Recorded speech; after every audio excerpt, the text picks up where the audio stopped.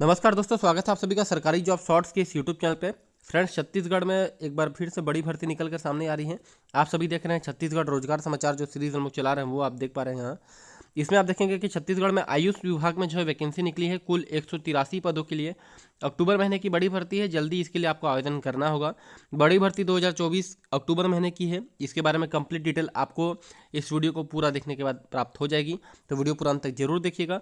और वीडियो पूरा देखने के बाद अगर आपको वीडियो पसंद आता है तो वीडियो को लाइक कर दीजिएगा, और चैनल पर नए तो चैनल को सब्सक्राइब करना बिल्कुल भी मत भूलिएगा, क्योंकि छत्तीसगढ़ राज्य में आने वाली समस्त छोटी से छोटी और बड़ी से बड़ी भर्ती विज्ञापनों की जानकारी इस यूट्यूब चैनल पर डाली जा रही है, जो कि आपके लिए बहुत ही ज़्यादा फायदेमंद हो सकती है। तो आप इसे सब्सक्राइब करके रखिएगा।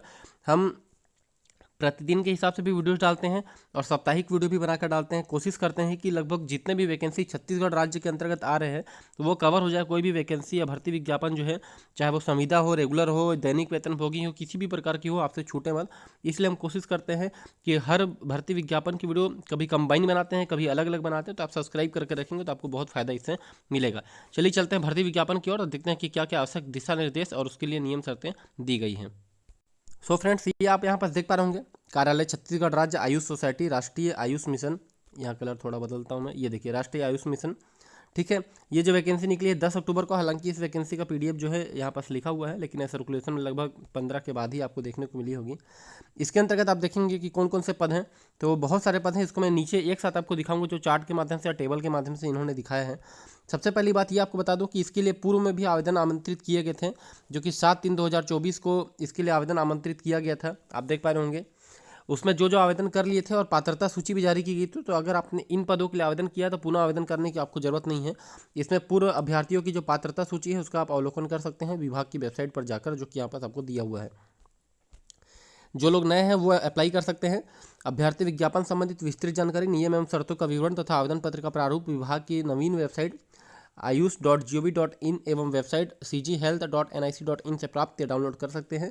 इच्छुक अभ्यर्थी दिनांक 5/11/2024 दिया दोस्तों, 5/11/2024 शाम 5 बजे तक अपना संपूर्ण दस्तावेजों के साथ निर्धारित प्रारूप में आवेदन पत्र पंजीकृत डाक अथवा स्पीड पोस्ट के माध्यम से कार्यालय राष्ट्रीय आयुष मिशन, संचालक आयुष, इंद्रावती भवन, तृतीय तल, ब्लॉक 1, अटल नगर, नवा रायपुर, छत्तीसगढ़ के पते पर भेज सकते हैं। आवश्यकता के अनुसार पदों की संख्या में कमी वृद्धि की जाएगी। तो दो महत्वपूर्ण बात यहाँ तो आपको सामने नजर आ ही गई होगी कि 5/11/2024 तक भेजना है। कहाँ भेजना है, तो कार्यालय यहाँ पर आप देख पा रहे होंगे, ये जो एड्रेस है नोट डाउन कर लीजिए, इस एड्रेस पर आपको पहुँचाना है। अन्य किसी एड्रेस पर आप मत भेज दीजिएगा। चलते हैं कौन कौन से पद हैं वो देख लेते हैं।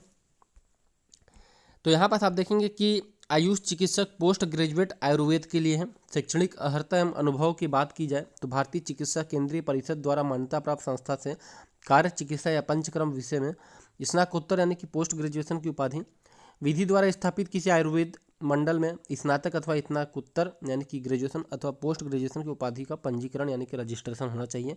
संविदा होने वाला है तो सैलरी एक मुश्त मिलेगा, 60,000। कुल पद हैं 10। एक पद है इसमें अनारक्षित, जो कि दिव्यांग के लिए है, अनारक्षित कर दिया गया है। 2 पद हैं, 2 महिला के लिए, 1 पद दिव्यांग के लिए यहाँ फिर अनारक्षित किया गया है, आप देख पाएंगे। और अनुसूचित जाति के लिए 2 पद यहाँ पास रखा गया है, फिर दिव्यांग के लिए अलग से यहाँ पास आप देख पाएंगे रखा हुआ है। आयुष चिकित्सक पोस्ट ग्रेजुएट स्वस्थ वृत्त जो है इसके अनुसार भारतीय चिकित्सा केंद्रीय परिषद द्वारा मान्यता प्राप्त, मतलब अनुभव और शैक्षणिक अर्हता आप यहाँ पर देख पाएंगे। हर किसी का मैं पढ़ कर आपको नहीं बता सकता। 60,000 रुपये की सैलरी, पद की संख्या 20। किस प्रकार से विवरण है आप यहाँ पर देख पा सकते हैं। जैसे 9 पद हैं अनारक्षित में, इसमें 2 महिला यानी कि 7 पद हो गए सभी के लिए, और 2 महिलाओं के लिए अनारक्षित हो गए। आयुष चिकित्सक पोस्ट ग्रेजुएट जो है होम्योपैथी के लिए है, 60,000 इसकी भी सैलरी है। 2 पद इसके लिए आए हैं, यहाँ आप देख सकते हैं, बाकी डिटेल यहाँ लिखी हुई है।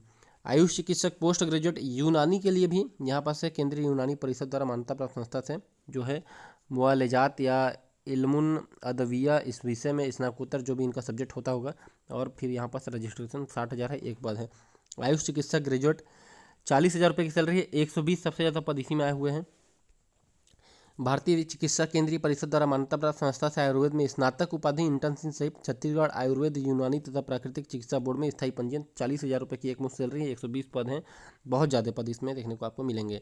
अगली जो है आयुष चिकित्सक ग्रेजुएट होम्योपैथी के लिए है, 40,000 सैलरी है, 23 पद हैं। आयुष चिकित्सक ग्रेजुएट यूनानी के लिए यहाँ पर फिर आप देखेंगे 40 पद हैं, 40,000 सैलरी है, 8 पद हैं आपस। इसके लिए आप किस प्रकार से नियम और शर्तें हैं, थोड़ा इसे जूम आउट करता हूँ ताकि आप देख पाएँ। ये डिटेल जो 1.1 है वो मैंने आपको पहले बता ही दिया कि 5/11 लास्ट तिथि है, पंजीकृत डाक के माध्यम से भेजना है। स्वयं भेजेंगे तो आपसे स्वीकार नहीं किया जाएगा, लिखा हुआ है सीधे हस्ते कार्यालय में, मतलब स्वयं अगर जाकर जमा करेंगे तो नहीं होगा।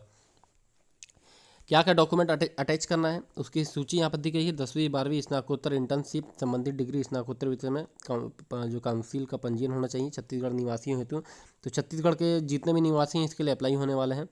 आप पात्र हो सकते हैं, किसी भी जिले के हों, उसमें कोई भी समस्या की बात नहीं है। छत्तीसगढ़ के प्रत्येक जिले के लोग इसके लिए पात्रता रखते हैं। स्थायी जाति प्रमाण पत्र अगर पिछड़ा वर्ग ST SC जिससे भी हैं आप तो। इसके अलावा पहचान पत्र में आधार कार्ड वोटर ID चलेगा। अनापत्ति यदि लागू होता है कहीं और अगर जॉब कर रहे हैं तो वहाँ से आपको अनापत्ति प्रमाण पत्र प्रस्तुत करना है और संबंधित दस्तावेज जो कि आपका पढ़ाई से रिलेटेड होने वाला है।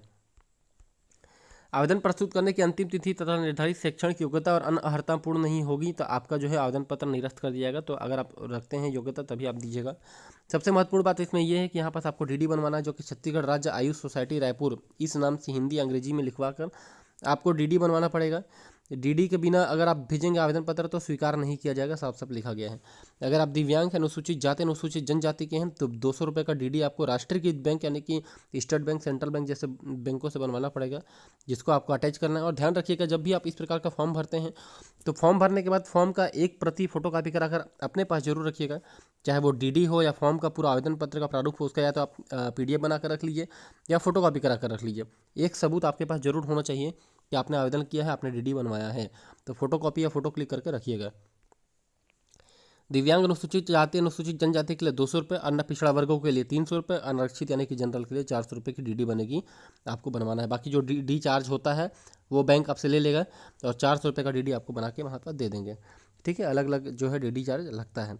इसके बाद आपको मोबाइल नंबर और ईमेल ID को स्पष्ट रूप से उल्लेख करना होगा।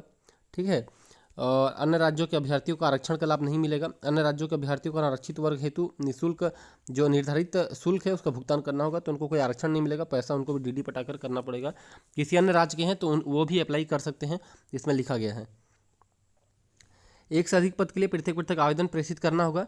और आप देख सकते हैं कि जो DD है यानी कि डिमांड ड्राफ्ट की मूल प्रति को उच्चतम मानदेय वाले पद हेतु आवेदन पत्र में संलग्न करना होगा, तो वही चीज़ लिखा हुआ है।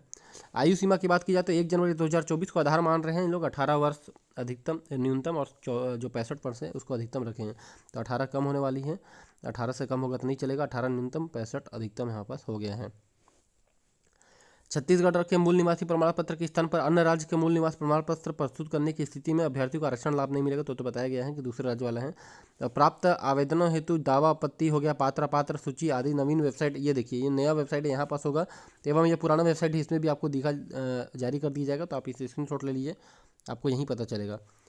इसके अलावा देख लीजिए किस प्रकार से यहाँ पर चयन होगा, तो सरल क्रमांक 1 से 4 जितने भी पद मैंने बताया वो साक्षात्कार होगा। 5 से 7 के बीच में स्नातक परीक्षा के सभी वर्षों का 80% और साक्षात्कार भी वेटेज बदल दिया है। इसमें जो है 1 से 4 इसमें किसी प्रकार का आपका प्राप्तांक को नहीं लिया जा रहा है, केवल साक्षात्कार यानी कि इंटरव्यू लिया जाएगा। 5 से 7 के बीच में आपका 80% तक आपका प्राप्तांक लिया जा रहा है, जो कि आपने अपने ग्रेजुएशन पोस्ट ग्रेजुएशन में हासिल किए हैं, और 20% इसका साक्षात्कार के लिए है। प्रतीक्षा सूची के लिए बार यहाँ पर दिया गया है किस प्रकार से होगा। बाकी जो है संविदा मानदेय एक मुश्त होगा, सिविल सेवा अधिनियम 2012 के तहत इसकी नियुक्ति की जाएगी, और मूल्यांकन के आधार पर आगामी वर्ष के लिए सेवा वृद्धि की जाएगी अथवा नहीं भी की जाएगी। 30 दिन आपको यहाँ पास जो है लाभ मिलता है वो तो मिलेगा। इसके अलावा ये जो 30 दिन लिखा हुआ है लगातार अनुपस्थित हो जाते हैं तो आपका जो है जॉब चला जाएगा, ट्रांसफ़र नहीं होगा किसी प्रकार का। एक बार जहाँ लगेंगे आपको वहीं पास अस्थानांतरणीय है। संविदा नियुक्ति में ये आपको पता ही होगा कि स्थानांतरण नहीं होता है, कभी कभी होता है कि ऊपर बात करेंगे तो म्यूचुअल हो सकता है, लेकिन यहाँ ट्रांसफ़र का कोई व्यवस्था नहीं होती है। थोड़ा नीचे आ जाते हैं, ये कुछ महत्वपूर्ण दिशा निर्देश हैं, आप इसे पढ़ लीजिएगा। ये आवेदन पत्र का प्रारूप आपको दिखा देता हूँ कि किस प्रकार से है, सामान्य सी जानकारी है ये जो आपको लिखना है। इसमें आप देख सकते हैं यहाँ DD का विवरण भी आपको लिखना पड़ेगा, कहीं ना कहीं यहाँ पर दिया होगा कि DD जो बनवाया है उसका नंबर क्या है। अगर आपको मैं दिखाऊं, ये देख सकते हैं आवेदन पत्र हेतु DD क्रमांक जो है उसको आपको दिनांक और राशि कितने बनाना है उसको आपको मेंशन भी करना पड़ेगा। इसको भूल जाएंगे और पीछे DD लगा देंगे तब भी आपका ये फॉर्म निरस्त हो जाएगा। एक भी आपको बॉक्स नहीं छोड़ना है। अगर किसी बॉक्स में आपको कुछ नहीं भरना है तो वहाँ डैश कीजिए या तो क्रॉस कीजिए, कुछ भी कीजिए, लेकिन खाली नहीं छोड़ना चाहिए।